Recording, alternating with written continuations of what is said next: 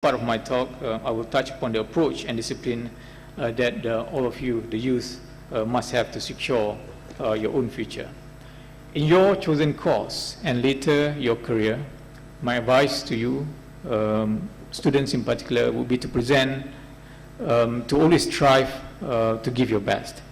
Everything that you do and every way you do it should greatly exceed expectations of your lecturers and your professors.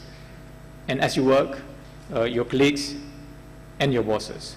And as you head your own team or company, your vendors and your customers. You must persevere and continue the pursuit of excellence, and this will allow you to realize your full potential. The other approach that you must develop within yourselves is the need to constantly innovate, whether it is in the way you carry out your tasks or in coming up with a solution to a problem. There will always be a better way to process, so there will always be a better solution, products, services, technologies or ideas that can improve your life and can improve the world. These required skills and principles are best reflected in the social and psychological tenets required to overcome the challenges as outlined by YABhg Tun Dr. Mahathir in order for Malaysia to achieve Vision 2020.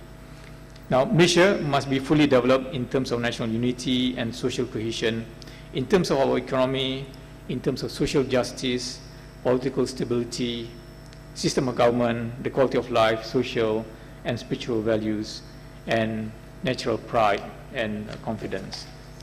Yang amat berbahagia Tun Dr. Mahathir had outlined 9 challenges. He wanted Malaysia that is not only developed in economic sense, but also a nation that is fully developed economically, politically, socially, spiritually, psychologically, and culturally. The 9 challenges, just in case many of you have forgotten them, number 1 would be to establish a united Malaysian nation made up of one Bangsa Malaysia, or Malaysian race. Challenge number 2 is to create a psychologically liberated, secure, and developed nation society. Third challenge, fostering and developing a mature, democratic society. The fourth challenge is establishing a fully moral and ethical society. 5, establishing a matured, liberal, and tolerant society. 6, establishing a scientific and progressive society.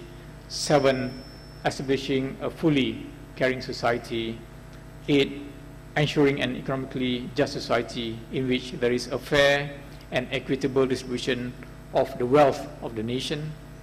And 9, establishing a prosperous society with an economy that is fully competitive, dynamic, robust, and resilient.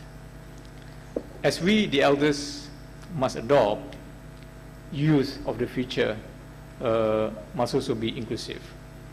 The future requires a united Malaysian nation and people. There has to be an equitable society that provides equitable, not just equal, opportunities. Society has to be rebalanced to ensure that no segment of society is left behind or disadvantaged.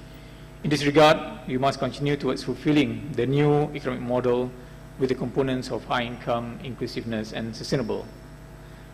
In meeting these challenges and for us to build the new economic model and a Malaysia as envisioned by Malaysian leaders, youth need to mature as nations that are rational, logical, and ethical. Public and social discourse must be done with maturity and reason. We Malaysians must be pragmatic. We should not let political ideologies and expediencies outweigh the longer-term view.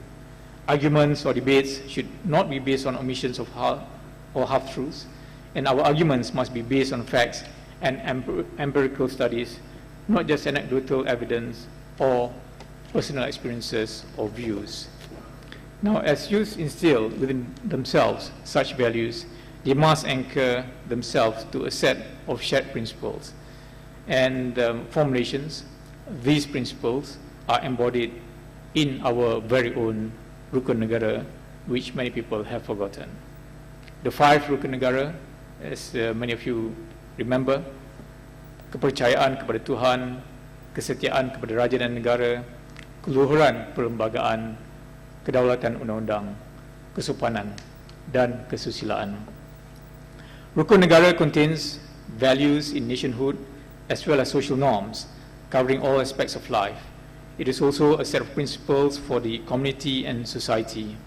We all have a common belief in God, allegiance to the king and country, the sanctity of the constitution and the rule of law, and moral conduct. The debates or arguments that are presented in public fora and social media today appears to have lost the values and the principles of the Rukun Negara.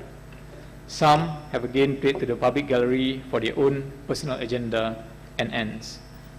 These are among the internal beliefs and principles that youth must have within themselves as they graduate and embrace their future.